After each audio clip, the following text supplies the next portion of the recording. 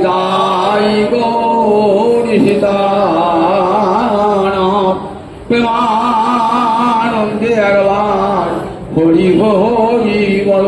নিতাই গৌর সীতানাথ প্রেমানন্দে একবার হরি হরি বল। হইয়াছেন আর হবেন যত মহান মহাপ্রভুর দাস, সবার চরণ বন্দি দন্তে করি ঘাস। পদ শ্রী কৃষ্ণ চৈতন্য প্রভু নিত্যানন্দ, অদ্বৈত গদাধর শিবাসাদি গৌরী ভক্ত বৃন্দ। জয় জয় নিতাই জয় নিতাই জয় নিতাই। ভক্তবৃন্দের চরণে আমার কোটি কোটি দণ্ডবত প্রণিপাত। আজ পিতৃপক্ষের শেষ, দেবীপক্ষের সূচনা। এই তিথিকে কি বলে? মহালয়া তিথি। কেন মহালয়া নামটি হলো? মহ মানে পিতৃযজ্ঞ, আর আলয় মানে আধার বাচি শব্দ। কালটাও সময়ের আধার, তাই আলয় বলতে এখানে কালই বোঝাবে, অর্থাৎ পিতৃযজ্ঞের কাল আজকে তিথি, পিতৃযজ্ঞের কাল। পৃথিবীতে যত পিতৃপুরুষ আছেন সকলকেই আমরা আজ জল দিয়ে তৃপ্তি দান করি। আমাদের শাস্ত্রে বলেছে যে আমাদের 5 জায়গায় হিংসা হয় আর 5টা ঋণ আছে। 5 জায়গায় আমাদের অজান্তে হিংসা হয়ে যায়। সেই হিংসার জন্য যে পাপ হয় সেটা ধ্বংস হবে কি করে? তাহলে পঞ্চসুনা পঞ্চযজ্ঞাৎ, পঞ্চসুনা গৃহস্থস্য পঞ্চযজ্ঞাৎ বিনশ্যতি। আর 5 জায়গায় ঋণ আছে। দেবতার কাছে ঋণ, ঋষির কাছে ঋণ, পিতার কাছে ঋণ, জগতের সমস্ত ভূতের কাছে ঋণ, আবার মানুষের কাছে নিজে। এই 5টা ঋণ আছে। সেই 5টা ঋণ আমরা শোধ করব কেমন করে? পঞ্চযজ্ঞের দ্বারা শোধ করতে হয় এই 5টা ঋণ। আর এই 5 জায়গায় যে পাপ হয়, 5 জায়গায় পাপ কি করে হয় বলেন? কণ্ডনী পেশনী চুল্লি চৌকুম্ভিচ মার্জনী পঞ্চসুনা গৃহস্থস্য পঞ্চযজ্ঞাৎ বিনশ্যতি। কণ্ডনী মানে হামাল দিস্তা, হামাল দেশে কিছু গুঁড়ো করছে তো একটা পোকামাকড় এসে পড়লো, আমরা অজান্তে মরে গেল, পাপ হলো কিন্তু। পেশনী যাতায় কড়াই পিসছেন, একটা পোকা মাছি এসে গুঁড়ে পড়লো, মরে গেল, পাপ হলো। চুল্লি উনারা আগুন ধরাচ্ছেন, দেখলেন একটা মশা মুখ এসে পুড়ে পড়ে গেল। উদকুম্ভী জল ভরছেন কলসিতে, জলের তোড়ে 2-4টে এমন ক্ষুদ্র ক্ষুদ্র জলে পোকা থাকে, পড়ে গেল। মার্জনী উঠান ঝাড় দিচ্ছেন, দেখলেন জলটা পিঁপড়ে ঝাঁটার ডগে পড়ে গেল, পাপ হল। এই পাপটা যাবে কেমন করে? তা বললেন পঞ্চসুনা গৃহস্থ পঞ্চযজ্ঞাৎ, 5টা যজ্ঞ করলে সেই পাপটা দূর হবে, ধ্বংস হবে। আর ঋণ 5টা জায়গায়। কার কাছে ঋণ বললেন? ঋষির কাছে ঋণ, পিতার কাছে ঋণ, দেবতার কাছে ঋণ, জগতের সমস্ত ভূত অর্থাৎ পশু পক্ষী কীট পতঙ্গ এদের কাছে ঋণ, আর একটা আছে মানুষের কাছে ঋণ। এই 5টা ঋণ শোধ হবে কেমন করে? 5টা ঋণ কি কি কি করে শোধ হবে? অধ্যাপন ব্রহ্মযজ্ঞ, শাস্ত্র পাঠ এবং শাস্ত্র অপরকে শোনানো, গুরুমন্ত্র জপ, সন্ধানের জপ, এটা হলো ঋষি ঋণ শোধ হয়ে যায়। এমন করে ঋষি ঋণ শোধ হয়ে যায়। যারা শাস্ত্র রচনা করেছেন, যারা শাস্ত্রকার ঋষি, তাদের ঋণটা শোধ হয়ে যায়। আমি রামায়ণ মহাভারত পড়লেন, সন্ধানিক জপ করলেন, তাহলে ঋষিদের কাছে যে ঋণটা ছিল সেই ঋণটা শোধ হয়ে গেল। অধ্যাপনং ব্রহ্মযজ্ঞ পিতৃযজ্ঞস্তু তর্পণম। যে পিতা আমাকে জন্মদান করেছে, আমি পৃথিবীতে এসেছি যার করুণায়, তার কাছে আমি সব সময় ঋণী হয়েছি। জগতে পিতা মাতার কাছে ঋণী নয় এমন কেউ আছে? জগতে সবাই পিতা মাতার কাছে ঋণী। অন্য জায়গায় ঋণ অস্বীকার করতে পারেন, কিন্তু পিতা মাতার ঋণ কোনোদিন অস্বীকার করতে পারবে না। যখনই নিজের দেহটার দিকে তাকাবেন না, তখনই মনে হবে এই দেহটা কার দান? আমার পিতার দান, আমার মায়ের দান। তাই পিতা মাতার ঋণ জগতে কেউ কখনো অস্বীকার করতে পারে না। সেই পিতা মাতার ঋণ তো আর শোধ হয় না। সপ্ত পিতৃপুরুষ আছেন, তারা আসেন এই তিথিতে তাদের অধস্তন সন্তানদের কাছ থেকে, পুরুষদের কাছ থেকে জল নিয়ে তৃপ্ত হবার জন্য। পিতৃপক্ষ এসেছেন, সেই পিতৃপক্ষ থেকে এসেছেন আজ মহালয়ার পার্বণ শ্রাদ্ধ। আজ পিতৃপুরুষের উদ্দেশ্যে আমরা জল দান করি। তর্পণ মানে সংস্কৃতের তৃপ ধাতু অনাট প্রত্যয় করে তর্পণম, অর্থাৎ তৃপ্তি দান করা। আমার পিতৃপুরুষ যেন আমার দেওয়া জলেতে তৃপ্তি পান। মদ্দত্তেন ত্বয়েন তৃপ্পন্তি সর্বে পিতৃপুরুষা।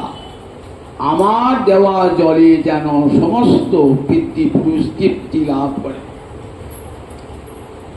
যাদের সন্তানাদি নাই, আমরা তারিখও জল দিই। অতীতকুল কঠিনাং সপ্তদ্বীপ নিবাসিনা। অতীতে কত মানুষ এসেছেন, তাদের সন্তান হতে ছিল না, পুত্র জল দেবার কেউ ছিল না। সপ্তদ্বীপে কত মানুষ আছে, তাদের সন্তান নাই, কিন্তু ভারতবর্ষের ঋষিরা এমন উদার বলে তাদের উদ্দেশ্য জল দাও, তাদের উদ্দেশ্য জল দাও। তাদের তো কেউ নাই, তোমার জলেই তারা তৃপ্তি লাভ করবে। আব্রহ্ম স্তম্ভ পর্যন্ত জগৎ, একবারে সৃষ্টিকর্তা ব্রহ্মা হতে একবারে তৃণমূল লতা পর্যন্ত মদ্দত্তেন ত্বয়েন তৃপ্ততাম। আমার দেওয়া জলে তৃপ্তি লাভ করি, এই বলে আমরা জল দান করি। ঋষিরা কত উদার চিত্ত। দেখুন, নিজের পিতাকে দিবি, নিজের পিতা, পিতামহ, প্রপিতামহ, মাতামহ, এটুকু দেবেনি। সেই সঙ্গে যাদের কেউ নাই তারই করে, যারা আগুনে পুড়ে বা আত্মহত্যা করে মরেছে বলেন তারিখও জল দেবে। কেমন করে? তা বললেন বস্ত্র নিষ্পীড়ন করে, জলটা দিয়ে কাপড়টাকে নিষ্পীড়ন মাটিতে জল দেবে আর কি, তারাও যাতে তৃপ্তি লাভ করে। তা দেখুন কেমন ঋষিরা কেমন উদার চিন্তা। দেখুন কেউ বাকি থাকলো না জগতে। আব্রহ্ম স্তম্ভ পর্যন্ত জগৎ তৃপ্ত। ভারতবর্ষের ঋষিরা সকল মানুষকে সমান বলে ভেবেছেন। মনুজা ভ্রাতর সর্বে, জগতে সব মানুষ আমার ভাই। এ কথা ভারতের ঋষিরা ছাড়া কেউ বলতে পারেন নাই। জগতের সব মানুষ আমার ভাই। স্বদেশ ভুবনত্রয়ম, ত্রিভুবন আমার নিজের দেশ। এই মনে করে সকলের উদ্দেশ্যে আজ আমরা জল দান করে থাকি। এই পিতৃপুরুষ এসেছেন পিতৃপক্ষ, পূর্ণিমার পর যে কৃষ্ণপক্ষ, এটাকে বলে পিতৃপক্ষ। আর এই পার্বণ শ্রাদ্ধ হল এই দেবীপক্ষের সূচনা, অমাবস্যা। পিতৃপুরুষ এখন থেকে যাবেন, কিন্তু কবে যাবেন বলুন দেখি? চতুর্দশীর দিন, কালী পুজোর আগে দেখেছেন তো দীপাবলি হয়, 14 ভুবন পার করে দেওয়া হয়, 14 প্রদীপ জ্বালিয়ে, 14 শাক পিতৃপুরুষকে খাইয়ে, 14 প্রদীপ জ্বালিয়ে আমার 14 পুরুষকে 14 ভুবন পার করে দিয়ে আলো দেখিয়ে যাও, আবার পিতৃলোকে ফিরে যাও। এমন ভারতবর্ষের ঋষিদের অবস্থা করুন, যে সমস্ত পিতৃপুরুষ এসেছিলেন তাদেরকে আবার পিতৃলোকে পাঠিয়ে দেওয়া হবে। তাই পিতৃযজ্ঞ তর্পণ, তর্পণটা একটা যজ্ঞ, পিতৃযজ্ঞ। এই যজ্ঞ বলি কি হয়? পিতার ঋণটা শোধ হয়। হোমদৈব, দেবতাদের কাছে আমাদের ঋণ আছে। কেন দেবতার ঋণ আছে? দেবতারা বৃষ্টি দান করে, দেবতারা আলো দান করে, তাপ দান করে, তারপরে শস্যাদি জন্মগ্রহণ করে। তাই দেবতার কাছে আমরা ঋণগ্রস্ত। তা সেই দিনটা শোধ করবো কেমন করে? হোমেতে আহুতি দান করে, দেব পূজা করে আমরা সে দেব ঋণটা শোধ। বলির ভক্ত জগতের কাক পক্ষী পশু পাখি এরা সবাই কিন্তু আমাদের বন্ধু। আমাদের পরিবেশটাকে সুস্থ রেখেছে। কোন আজকের দিন বিজ্ঞান সবাই বলছেন পরিবেশ বান্ধব। আমরা ভাবি আজকের বিজ্ঞানী বলছে এটা আবিষ্কার করলেন। যদি আর রামায়ণ মহাভারত পড়েন, মহাকবি কালিদাস অভিজ্ঞান শকুন্তল পড়েন, মেঘদূতম পড়েন, দেখবেন কত আগে মহাকবি কালিদাস আশাদি বলেছেন যে দেখো বন্য প্রাণীরা আমাদের বন্ধু, বনের প্রকৃতি আমাদের বন্ধু, আমাদের সুখ দুঃখ তারা সব অনুভব করে। বনের পশু পাখি তারাও আমাদেরই, তাদেরকেও আহার দান করবে, তাদেরকে আহার দান করবে। বলির ভক্ত সেই জন্য দেখেন আগেকার মানুষেরা সম্পূর্ণ গৃহস্থ কি করতেন? গোবিন্দের ভোগ লাগিয়ে অতিথি সেবা করিয়ে তারপরে ওই কাক পশু পাখি প্রত্যেককে অন্ন দান করে শেষে নিজে অন্ন গ্রহণ করতেন। একে বলতো অমৃত ভোজন। সকলকে দিয়ে যে খাওয়া হয় তাকে বলে অমৃত ভোজন। দেখবেন গীতায় বলা আছে যে শুধু নিজের জন্য রান্না করে পরকে খাওয়ায় না সে পাপ ভোগ, সে পাপ ভোগ খায় প্রতি মুহূর্তে, সে পাপ খায় প্রতি মুহূর্তে। তাই দেখুন কুকুর পশু পাখি এদিকেও দান করতে হবে, কারণ আমাদের সম্পদের তাদেরও ভাগ আছে। আমরা তাদের ভাগ থেকে বঞ্চিত করেছি। পৃথিবীর সম্পদ শুধু মানুষের জন্য নয়, পশু পাখি কীট পতঙ্গ এদেরও ভাগ আছে। এদের ভাগকে আমরা দিই নাই। মানুষ বুদ্ধিমান প্রাণী সব নিয়ে নিয়েছে। তাই বিনিময়ে তাদেরকে কিছু দিতে হবে, তো তাদের তো খাদ্য দিতে হবে। পাখির এলে পাখিকে খাবার দিতে হবে, কুকুর এলে বিড়াল এলে তাদেরকে দুটো খাবার দিতে হবে। ভারতবর্ষে হিন্দু ঋষিরা বলেছে না ওদের দাও, ওদিকে বঞ্চিত করো না, ওরাও মালিক আমার সম্পদের, ওরাও মালিক। তাই তাদেরকে দান করলে কি হয় বলেন? ভূতরি, ভূত মানে প্রাণী, এটা জিনিস বোঝা যায়। আর নির্যোগ্য অতিথি পূজনম, আর বাড়িতে অতিথি এসেছে বিরক্ত হবেন না, বলেন অতিথিকে সেবা করুন। অতিথি দেব ভব। দীক্ষান্ত ভাষণ দিতেন, গুরুকুলে পড়া শেষ হয়ে গেল, 12 বছর ধরে পড়াশোনা করে তখন দীক্ষান্ত ভাষণ দিতেন গুরুদেব। দেখেন এখন বড় বড় বিশ্ববিদ্যালয়ে কি হয়? বিএ পাস এ পাস করার পর কনভোকেশন হয়, তাকে কি বলে? সমাবর্তন উৎসব। যারা বিএ পাস করেছেন তারা জানেন সমাবর্তন উৎসব। বিশ্ববিদ্যালয়ে গিয়ে উপাধি নিতে হয়, সেই কাজে বিদ্যান পুরুষ বক্তৃতা দান করেন, তাকে বলা হয় দীক্ষান্ত ভাষণ। অর্থাৎ এইবার গৃহে যাবে, গৃহে গিয়ে কেমন আচরণ করবে সেটি বলে দেন। আগেকার ঋষিরাও পড়াশোনা শেষ হওয়ার পর যখন বিদায় দিতেন তখন দীক্ষান্ত ভাষণ দিতেন। কি বলতেন? পিতৃ দেব ভব, পিতাকে দেবতার মতো জ্ঞান করবে। মাতৃ দেব ভব, মাকে দেবীর মতো জ্ঞান করবে। আচার্য দেব ভব, যে তোমার আচার্য অর্থাৎ শিক্ষাগুরু বিদ্যাগুরু তাকে তোমরা দেবতা বলে জ্ঞান করবে। অতিথি দেব ভব, অতিথিকে দেবতা জ্ঞান করে পূজা করবে। তাহলে অতিথিকে বিমুখ হবেন না। অতিথি যদি অতিথি যস্য ভগ্নাংশ ভগ্নাশ, অতিথি যস্য ভগ্নাশ গৃহাৎ প্রতি নিবর্ততি সতস্মৈ দুষ্কৃতিং দত্ত পুণ্যমাদায় গচ্ছতি। আমরা বাড়িতে অতিথি এলো, আমরা যা যাও তাড়িয়ে দিলেন, বিরক্ত হয়ে তাড়িয়ে দিলেন। বললেন কি হলো? অতিথি যস্য ভগ্নাশ, ভগ্ন আশা হয়ে ফিরে গেল। কি হবে? সতস্মৈ দুষ্কৃতিং দত্ত, সে আপনার পাপটা আপনাকে দিয়ে গেল আর আমরা পুণ্যটা নিয়ে চলে গেল। বললেন আজকের দিন একটা অতিথি এলে আমার নিজেই খাবার জোগানে কি করে খাবো, অবিরত আবার নতুন করে রাঁধবো, বলে কিছুই করতে হবে না। 4টে জিনিস সাধুজনার গৃহে চিরকাল থাকে। তৃণানি ভূমিরুদকং বাঘ চতুর্থী চ সুমিতা একান্নপি শতাঙ্গে লক্ষিত দত্তে কদাচন। একটা বসার আসন, আপনি যেখানে আছেন, তৃণানি ভূমি, আমি গাছতলায় ছাঁচতলায় যেখানে থাকুন, মাটি বসাতেন, সেই মাটিতে একটা আসন পেতে দিলেন, সেরা করে আসন পেতে দিলেন। এক গ্লাস জল, জলের তো হবে না, এক গ্লাস জল দিলেন, আর দুটো মিষ্টি কথা শোনালেন, তাতে অতিথি সেবা হয়ে যায়। চোখ বুঝে করে খাওয়াতে হবে না, তাতে দুটো মিষ্টি কথা বলে একটু কাছে বসিয়ে বলে অতিথি সেবা হয়ে যায়। এই অতিথি সেবা পরম নারায়ণের সেবা, স্বয়ং ভগবানের সেবা হয়ে যায় অতিথি সেবাতে। বলেন অতিথি সেবাটা কি হয়? অর্থাৎ মানুষের কাছে যে ঋণটা, সেই ঋণটা আমার শোধ হয়ে গেল। আর সেই পিতৃযজ্ঞের দিনে আমরা পিতৃ তর্পণ করে সমস্ত পিতৃপুরুষকে তৃপ্তি দান করেছি। আজ তাদেরকে শোনাবো হরি কথা। আজকের পাঠটি সব পিতৃপুরুষদের উদ্দেশ্যে। উদ্ধব চলেছেন বৃন্দাবনের পথে। কেমন মনটি আজকে? কৃষ্ণকে মথুরা থেকে বিদায় দিয়ে যেতে মন চাইছে না। কৃষ্ণ আমার এমন সখা, তাকে ত্যাগ করে যায়, এক মুহূর্ত কৃষ্ণ বিরহ সহ্য করতে পারেন না। কাকে বন্ধু বলে শাস্ত্রে? অত্যাগ সহন বন্ধু। এক মুহূর্ত ত্যাগ যে সহ্য করতে পারে না, তাকে বলে বন্ধু। অত্যাগ সহন বন্ধু। যার ত্যাগ, যার বিরহ এক মুহূর্ত সহ্য হয় না, তাকে বলে বন্ধু। উদ্ধব গোবিন্দের একবারে প্রিয়তম সখা, নর্ম সখা।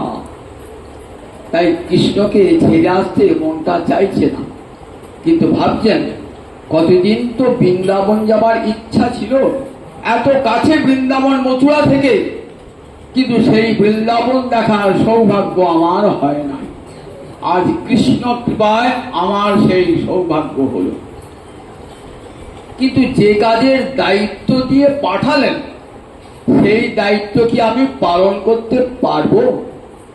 মনে মনে ভাবছেন। এত বড় গুরু দায়িত্ব দিলেন, কি বললেন? বলে আমার মাতা পিতার দুঃখ বিমোচন করব। আর কি করবে? পিতৃণ প্রতিম আবহ আর গোপীনাং মদ বিয়োগাধীন মৎ সন্দেশই বিমোচন। আমার পিতামাতা আমার বিরহে দিবারাত্র কাঁদছে, নয়ন জলে ভাসছে, তুমি গিয়ে আমার সংবাদ দিয়ে তাদের অশ্রু মুছে দিও। আর গোপীরা যারা আমার বিরহে আর্তিতে, যারা ধারন্তি অতিকৃচ্ছেন প্রাণা, খুব কষ্ট করে প্রাণটা ধরে রেখেছে একটা আশা নিয়ে, যদি কোনোদিন কৃষ্ণ বৃন্দাবনে আসে, তাহলে একবার তো কৃষ্ণ দর্শন হবে, এই আশা নিয়ে প্রাণটাকে ধরে রেখেছে, প্রাণটা ত্যাগ করতে পারছে না। আর একটা কারণ কি? প্রাণটা তো তাদের মধ্যে নাই। কোথায় প্রাণটা? প্রাণটা গোবিন্দে চলে গেছে। আগিয়ে বলছে তারা কেমন? প্রাণা।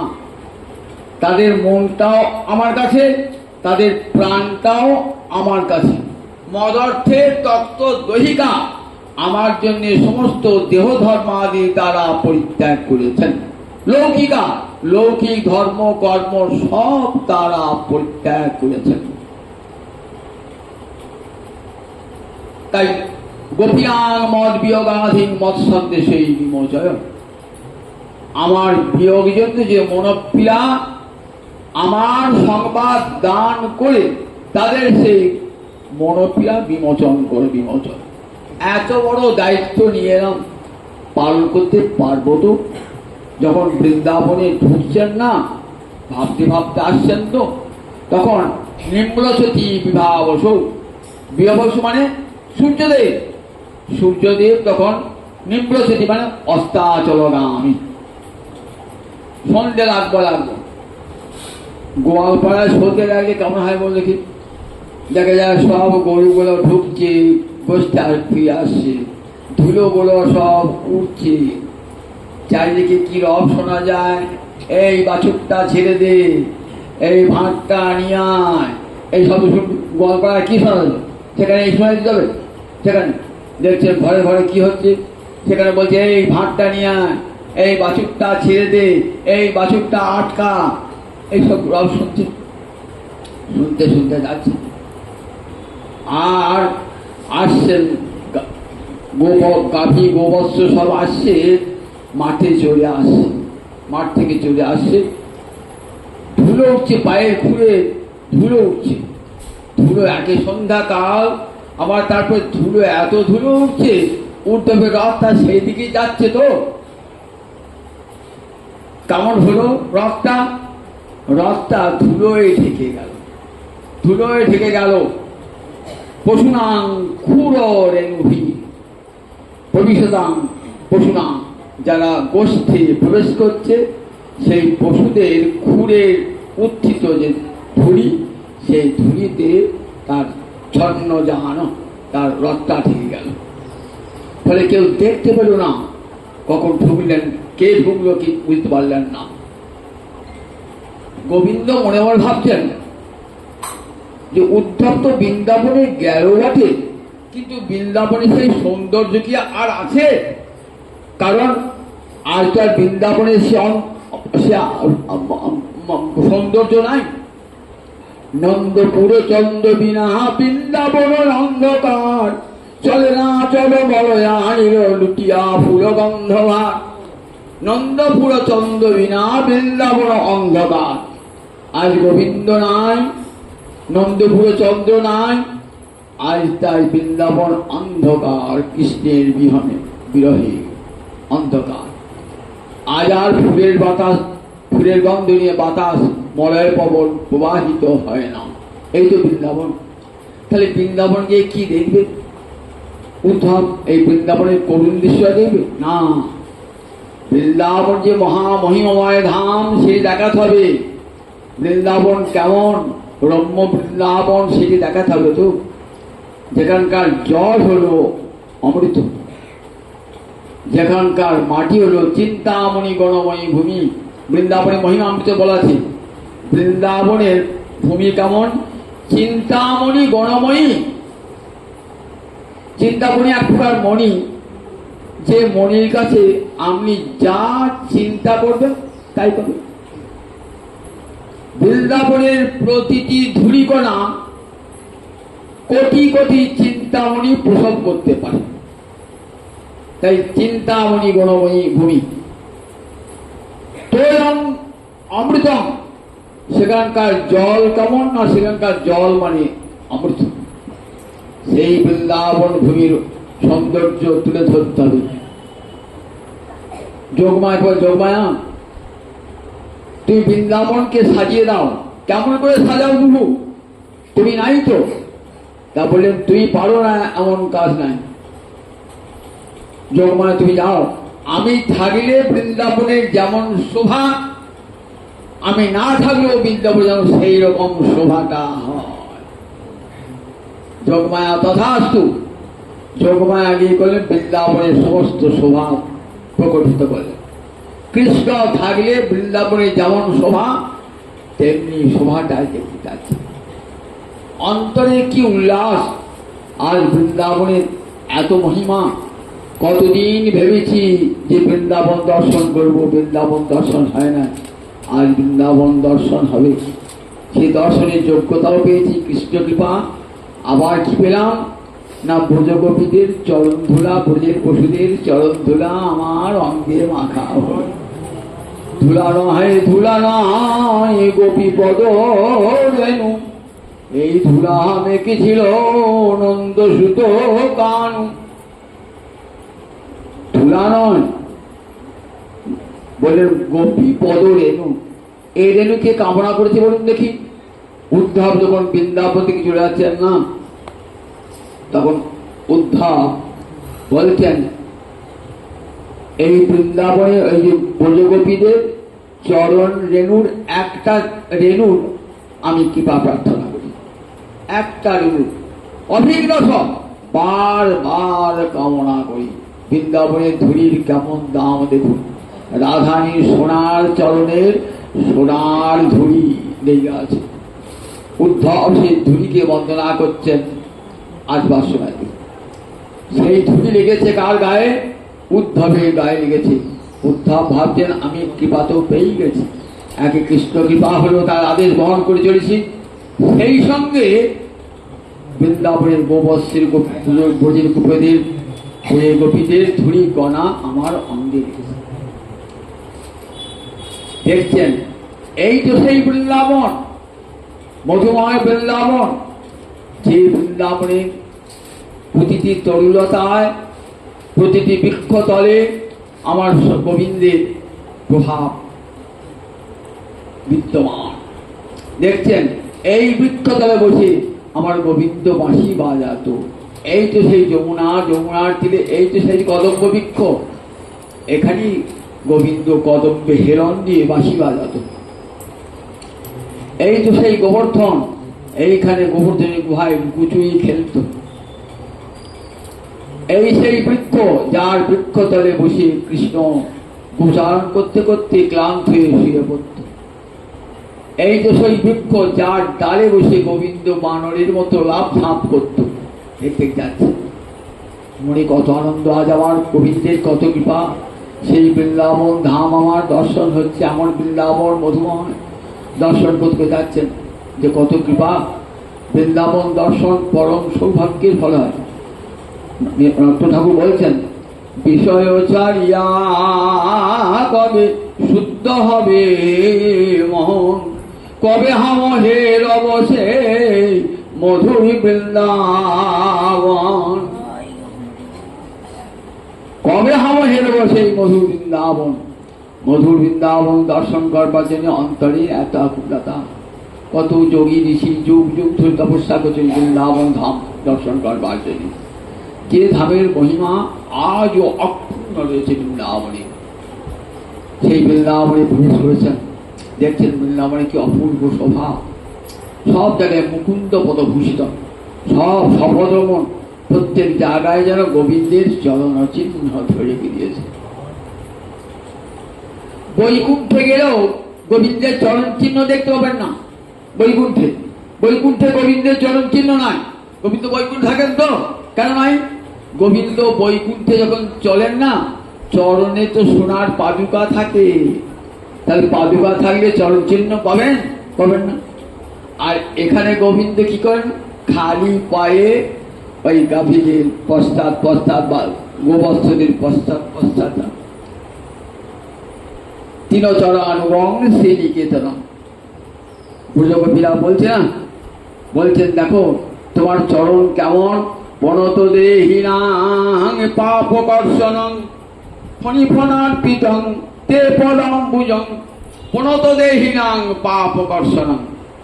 তোমার চরণটা কেমন, যারা তোমার চরণে প্রণাম জানায়, কৃষ্ণায় বাসুদেবায় হরয়ে পরমাত্মনে প্রণত ক্লেশ নাশায় গোবিন্দায় নমো নমঃ বলে একবার যে গোবিন্দ চরণে প্রণত হয়, প্রণত দেহিনাং পাপ কর্ষণং, তার সব পাপ গোবিন্দ এক মুহূর্তে কর্ষণ করে না, আর থাকে না, পাপ থাকে না।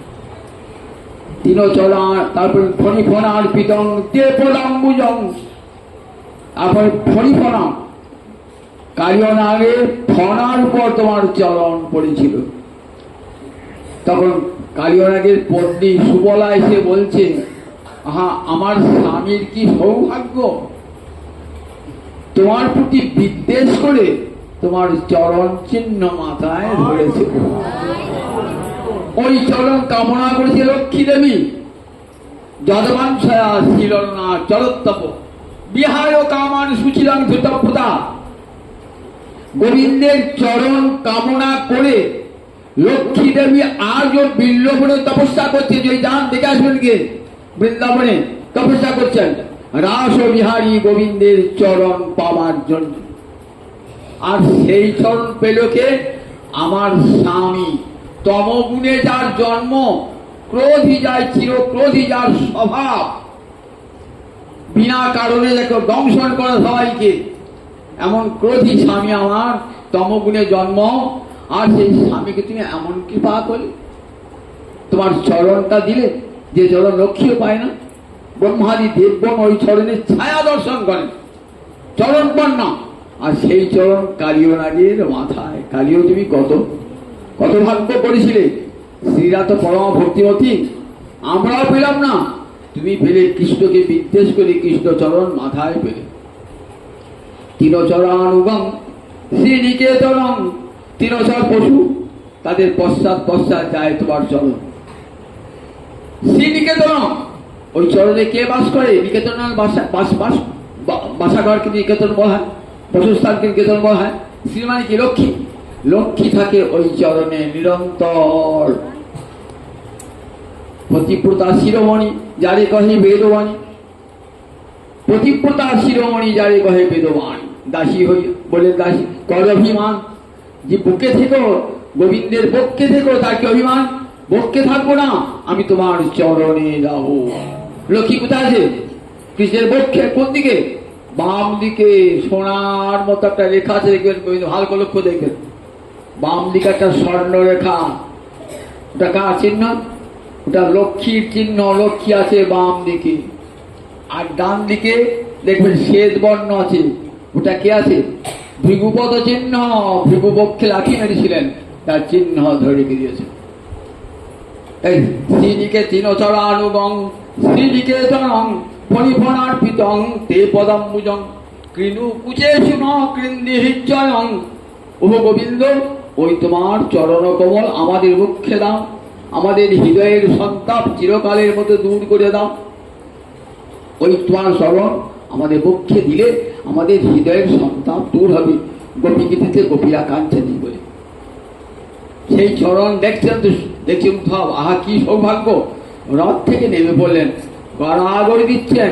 ঠিক অক্ষু যেমন করে রাসে গড়াগড়ি দিয়েছিল, তেমনি করে গড়াগড়ি দিচ্ছেন গোবিন্দ মুকুন্দ পদভূষিত সেই গোবিন্দের চরণে।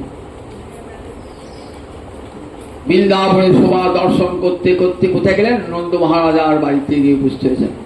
বাড়িতে ঢোকেন নাই যখনও, বিশাল পুষ্পোদ্যান, সেই ফুলের বাগানে একটা গাছেতে কি আছে? পাথরের বেদি আছে। সেই পাথরের বেদিতে বসে আছে, চুপ করে একাকি বসে আছে। দুই একজন লোক চলাফেরা করছে। নন্দ মহারাজকে খবর দিল, কে যেন একটা এসেছে, দেখতে ঠিক কৃষ্ণের মতোই, কিন্তু কৃষ্ণ নয়, দেখতে কৃষ্ণের মতোই। নন্দ মহারাজ ছুটে এসেছে। ভাবলেন কি হবে? উদ্ধব ছাড়া তো হবে না, মনে হয় উদ্ধবে এসেছে। উদ্ধব তো কৃষ্ণের বন্ধু। এসে দেখি উদ্ধব এই দেখেছেন নন্দ মহারাজ, নন্দ মহারাজার চরণে লুটিয়ে বললেন। নন্দ মহারাজ উদ্ধবকে জড়িয়ে ধরলেন, টাস টাস টাস টাস করে চোখে জল পড়ছে।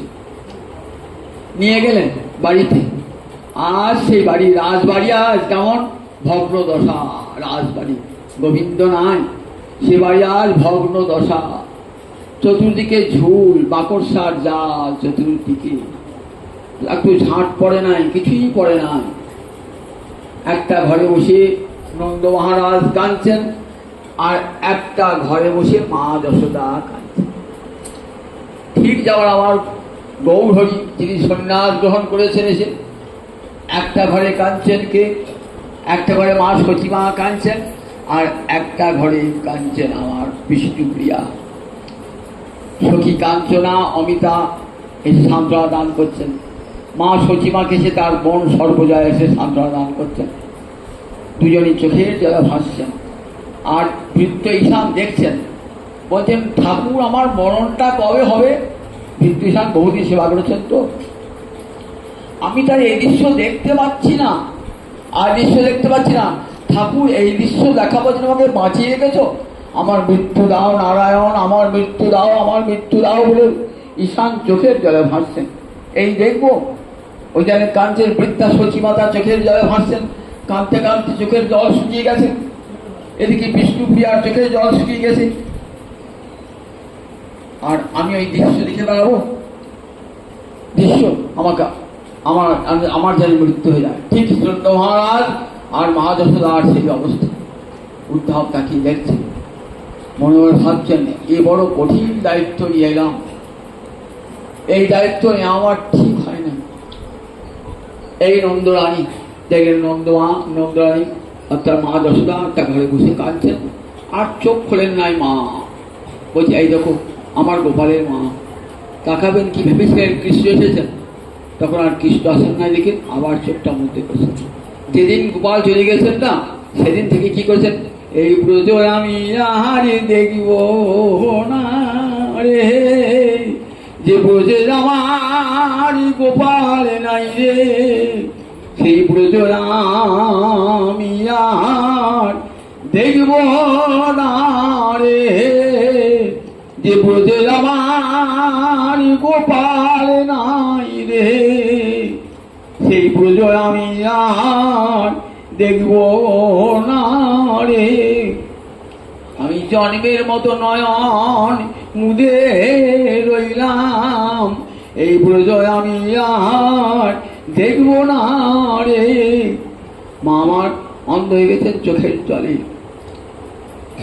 আর জল বার হয় না, জল শুকিয়ে গেছে। মা আমার কেঁদে কেঁদে অন্ধ হয়ে গেছেন, চোখটা আর খোলে না। আমার গোপাল, আমার গোপাল, আমার গোপাল, এছাড়া মায়ের মধ্যে আর কথা নাই। কত কথা গোপালে মনে পড়ছে, নন্দ মহারাজের মনে পড়ছে। দেখো উদ্ধব, এই দেখো আমার গোপালের বাঁশি, এই দেখো আমার গোপালের খেলনা, সব দেখাচ্ছেন। এই ঘরে আমার গোপাল থাকতো, জানো তো মায়ের উপর তার কত আবদার, আর আমার কাছে একবারে খুব ঠান্ডা ধীর স্থির। আর মায়ের কাছে যত চাঞ্চল্য, মায়ের কাছে মায়ের আঁচল ছাড়া এক মুহূর্ত চলতো না। আঁচল ধরে যদি উঠোনে ঘুরে বেড়াতো। গোপাল সেই সব কথাগুলো বলছেন আর শুনছেন উদ্ধব মহারাজ। উদ্ধব তো পণ্ডিত, জ্ঞানী, জ্ঞানী শ্রেষ্ঠ উদ্ধব, ভক্ত শ্রেষ্ঠ উদ্ধব। কাছে বসালেন। উদ্ধব এসেছেন, অতিথি সেবা করতে হবে তো, অতিথি দেব ভব, অতিথির সেবা করতে হবে তো। কিছুই তো ঘরে নাই, কি সেবা করাবো? ঘরে আজ কিছুই নাই। রাজা যিনি, তারা ঘরে কিছুই নাই। রাজা আজ ফকির হয়ে গেছে, পুত্র শোকে সব হারিয়েছেন। গোপাল চলে গেছে, ঘর শূন্য হয়ে গেছে। ওই বুঝবাসী আর কেউ একটু ছানা, কেউ একটু মাখন এনে খাওয়ায়, তবে খেয়ে কোনো রকম প্রাণ ধারণ করে আছে। উঠতে বসেছে, উঠতে কিছু খাওয়াতে হবে তো, অনেকটা পরিশ্রম করে এসেছেন তো। গ্রামে পেলেন কোথায় কিছু পাওয়া যায় কি, এক ব্রাহ্মণের গৃহে দেখলেন ভাঙা চাল একটু পাওয়া গিয়েছে, আর এক জায়গায় একটু দুগ্ধ সংগ্রহ করলেন। সেই ভাঙা চাল আর দুধ, মিষ্টি আর পাওয়া গেল না, মিষ্টি পাওয়া গেল না। সেইটি গুলে পরমান্ন করে উদ্ধবকে খাওয়ালেন। উদ্ধব খেলেন, ভাবছেন অমৃত ভোজন করলাম, আমি তো কত রাজভোগ খেয়েছি, আজ যেন অমৃত ভোজন করলাম। ভৃত্যকে বলে, রক্তপত্রকে বললেন একটা বিছানায় পেতে দাও। দেখো উদ্ধব কত পরিশ্রম করেছে, দেখো ওই পালঙ্কের উপরে একটা শয্যা করে, রক্তপত্র শয্যা করে দিলেন। বললেন যাও পা টিপে দাও, অনেক পথক্লান্তি হয়েছে। একটা চাকরকে দিয়ে, ভৃত্যকে দিয়ে বড় সম্মান করলেন। কিছুক্ষণ পর নন্দ মহারাজ দিয়েছেন। প্রথমেই কোনো জিজ্ঞাসা করেন নাই, নন্দ উদ্ধবকে ভোজন করিয়েছেন, শয়ন করিয়েছেন, তার ক্লান্তি দূর করেছেন। তারপরে গতশ্রমং পর্যপিচ্ছা, যে ক্লান্তি দূর হয়ে গেছে, এইবার নন্দ মহারাজ গিয়েছেন। ভাবছেন কোনো দুঃসংবাদ নিয়ে এলো নাকি। অনেকদিন পর যদি কেউ আসে নিজ প্রিয়জনে, কি মনে হয়, ভয় লাগে, আতঙ্ক সৃষ্টি হয়, কি জানি কোনো খারাপ সংবাদ নিয়ে এলো নাকি। অনিষ্টা সংকিনী বন্ধু হৃদয়, আনি মহাকবি কালিদাস বলেছে, বন্ধু হৃদয় সবসময় অনিষ্ট আশঙ্কা করে, কোনো খারাপ সংবাদ দিয়ে পড়ে নাকি।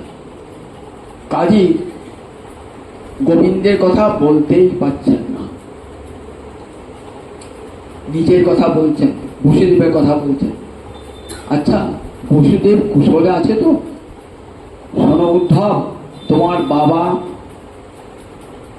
বসুদেব এবং আমি, আমরা 3 ভাই, জানো তো। আমার পিতামহ দেববীর, তার 2টো বিয়ে, একটা ক্ষত্রিয় পত্নী, একটা বৈশ্য পত্নী।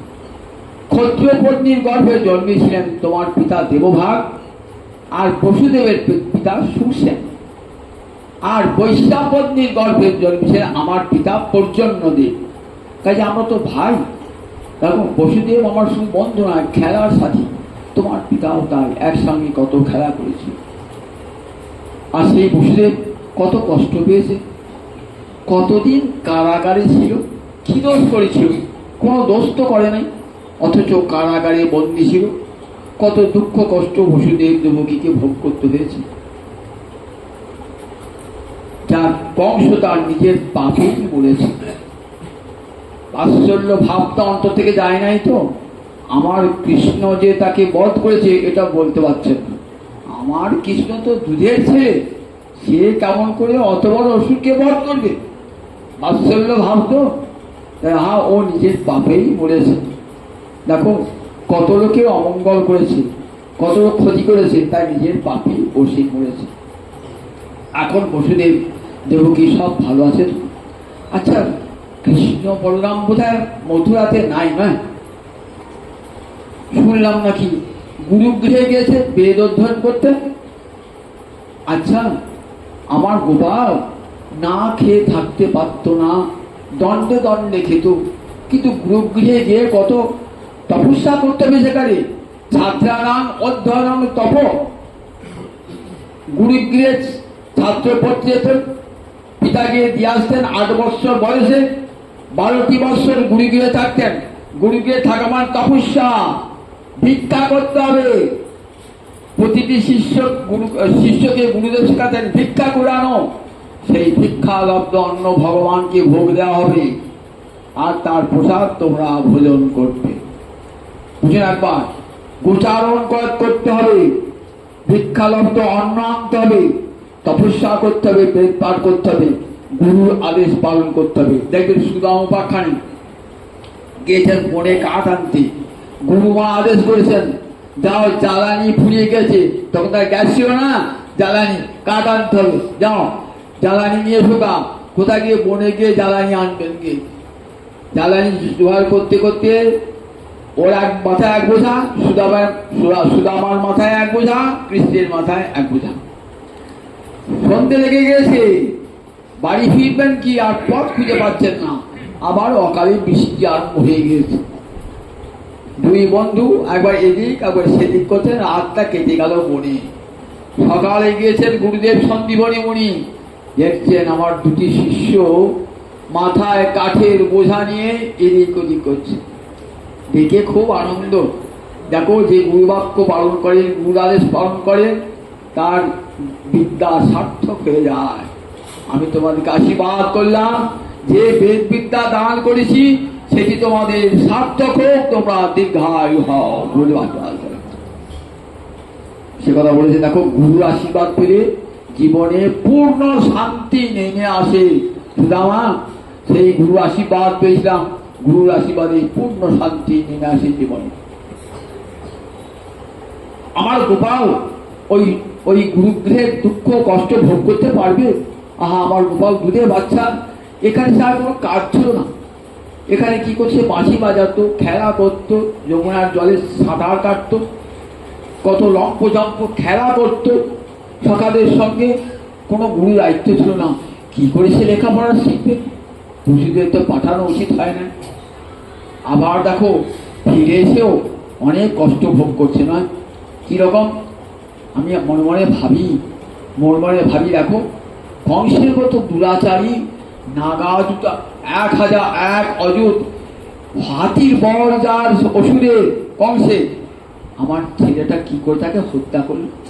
আমি অবাক হয়ে যাই।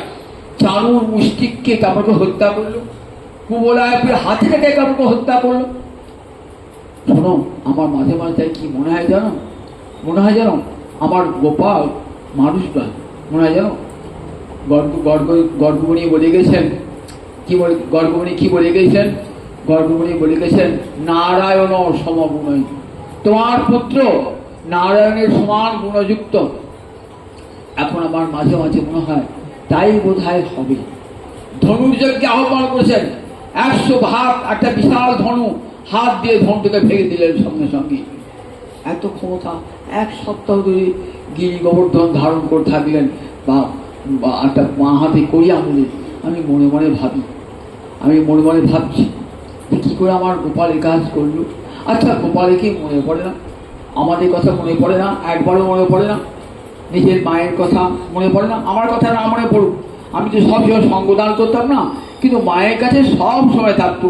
তার যত আবদার মায়ের কাছে, সেই মায়ের কথা কি একবার অভিনয় স্মরতি? মাকে একবার স্মরণ করে না? আচ্ছা, মাকে স্মরণ না করুক, তার খেলার সাথী সুদামকে স্মরণ করেন একবার। যে সুদাম মায়ের কোলে শুয়ে সে কানাই বলে কেঁদে উঠত, সেই সুদামকে মনে পড়ে না একবার? শ্যামলী ধবলী গাভীকে মনে পড়ে না? গায়ে হাত বোলাতেন, বাঁটে মুখ দিয়ে দুধ খেতেন। আবার তারা অঙ্গলেপ করতো, সেই সাপের মনে পড়ে না? সেই যমুনার কথা মনে পড়ে না? সেই কদম্ব বৃক্ষের কথা মনে পড়ে না? সেই গিরি গোবর্ধনের কথা মনে পড়ে না? এই বলছেন তো, টস টস টস টস করে জল বাড়ছে চোখ দিয়ে নন্দ মহারাজ। আর মা যশোদা শুনছেন, শুনতে মার তো মায়ের মুখে তো কথা নয়। মায়ের অবস্থাটি কেমন? মায়ের বক্ষ ভাসে নয়নে নীরে, আর বসন ভাসে স্তনক্ষীরে। মায় আমার মুখে কিছুই বলিতে না রে, মা আমার মুখে কিছুই বলিতে না রে। আর বাক্যস্ফোর হচ্ছিল মায়ের, মায়ের বসন ভাসে নয়নে নীরে, নয়নের জলে মায়ের কাপড় ফেলে থাকছে। আর বসনে ভাসে স্তন ক্ষীরে, দুটি স্তন হতে দুগ্ধ বার হচ্ছে বাৎস রসে, দুগ্ধ। বসনে ভাসে স্তন ক্ষীরে, আর বক্ষ ভাসে নয়নে নীরে। মামার মুখে কিছুই বলিতে না রে, কিছুই বলছেন না, কেবল দু নয় জলধারা বয়ে চলছেন। উদ্ধব বলতে গোবিন্দে যখন গোবিন্দের কথা শুনছেন মহারাজ নন্দের মুখে, নন্দ মহারাজ জানেন কৃষ্ণ তো আমার পুত্র। তাহলে বলেন গুরুদেব যে বলেছিলেন গর্গস্য বচনং তথা, যে আমার ছেলে, দেখো উদ্ধব, বাবা ছেলেকে সবসময় রক্ষা করে, এটাই তো বাবার কাজ। কিন্তু গোপাল আমার প্রায় উল্টো, গোপাল আমাদের রক্ষা করেছে জানো।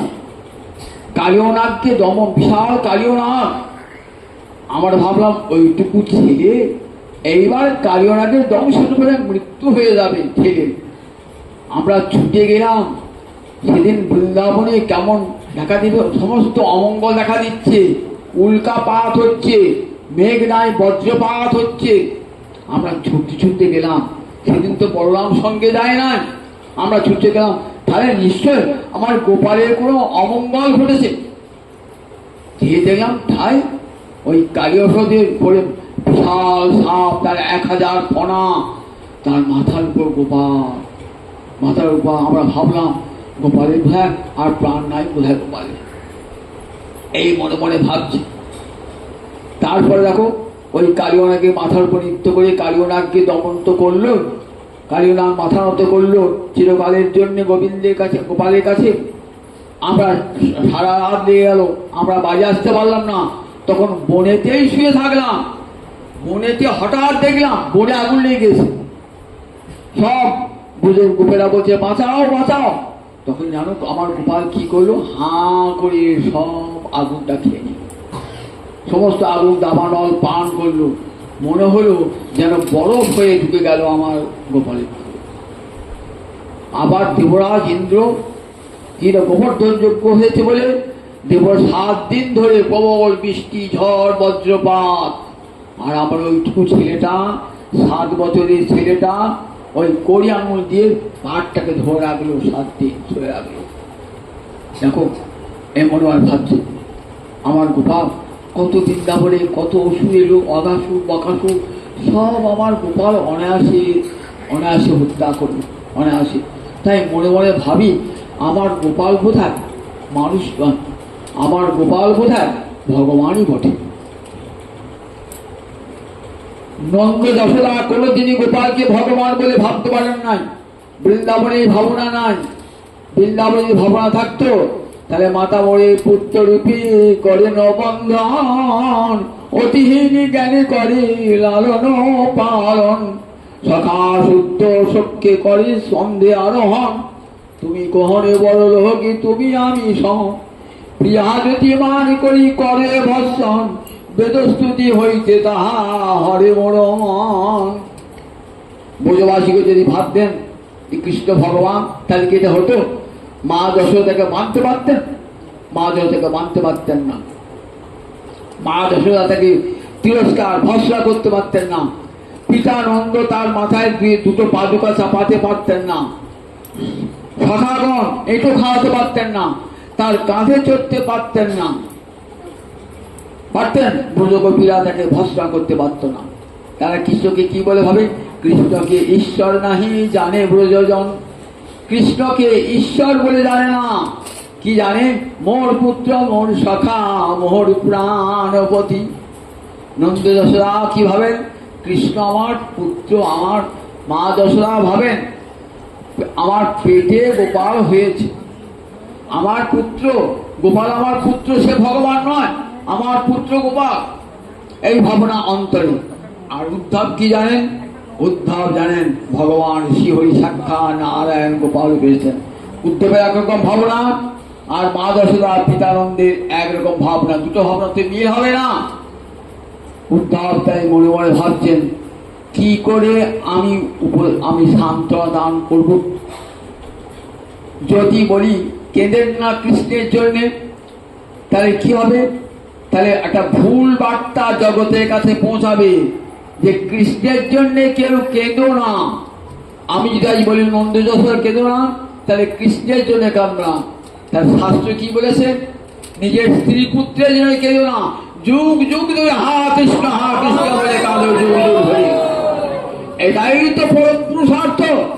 আমি কেমন করে বলবো যে তুমি কেঁদো না, আবার কাঁদো কি করে বলবো? আমি তো এসেছি সান্ত্বনা দান করতে, তাই কাঁদো গোপাল জন্য সেটাই বা কেমন করে বলি? বুঝুন একবার সান্ত্বনা দেওয়াটা কত কঠিন। যদি বলি কেঁদো না, তাহলে শাস্ত্রে মুখ চাপা দেওয়া হবে। আবার যদি বলি কাঁদো, তাহলে কি হবে? সান্ত্বনা দিতে আসা হবে না।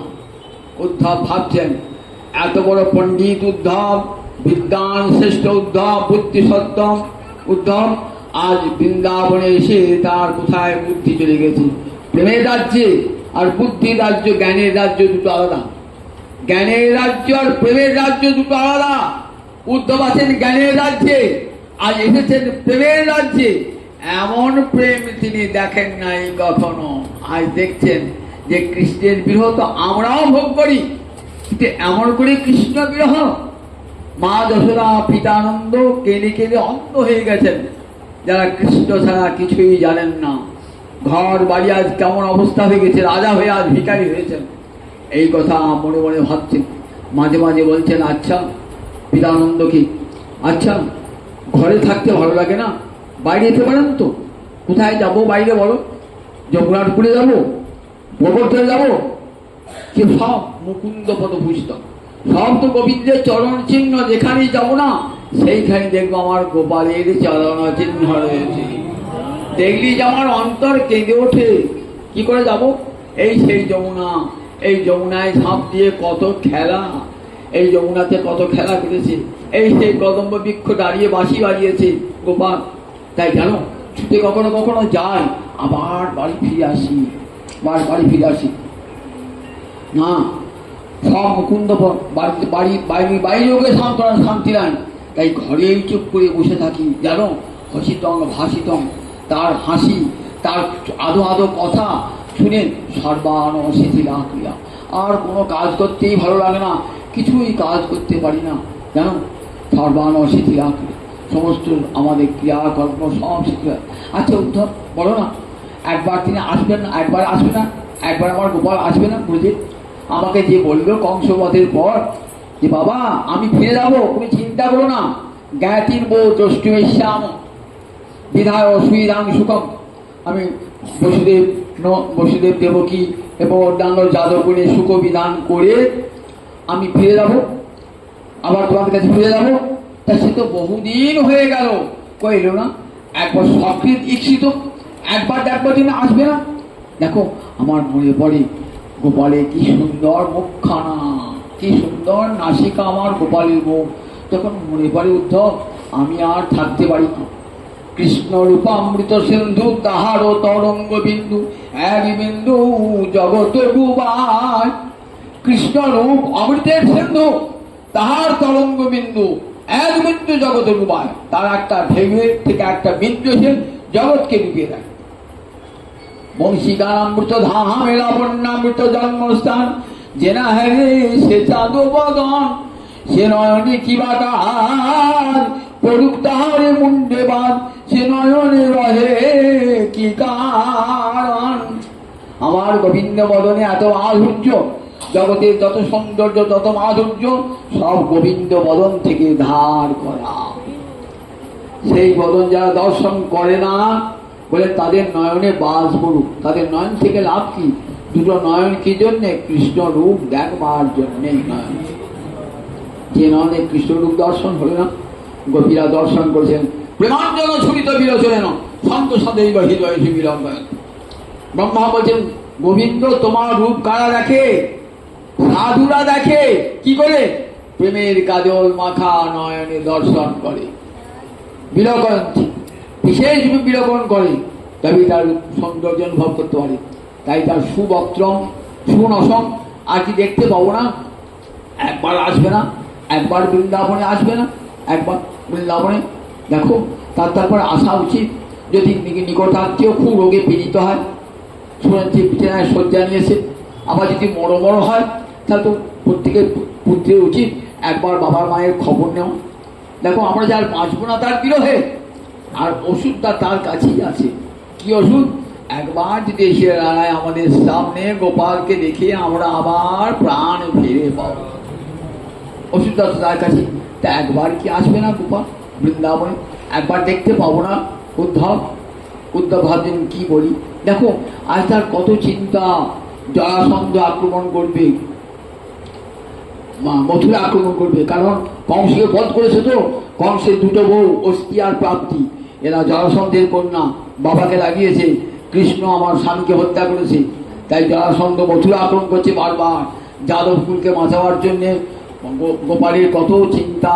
আমি এখানে থাকতে কোনো চিন্তা করতে দিই নাই। সে বাঁশি বাজাতো, সে খেলা করতো, গরু ঝরাতো, আর ওখানে গিয়ে তার কত চিন্তা। আমার ওইটুকু গোপাল অত চিন্তা করতে পারবে? এইসব শুনছেন উদ্ধব মহারাজ। জানেন না কৃষ্ণ কি বস্তু।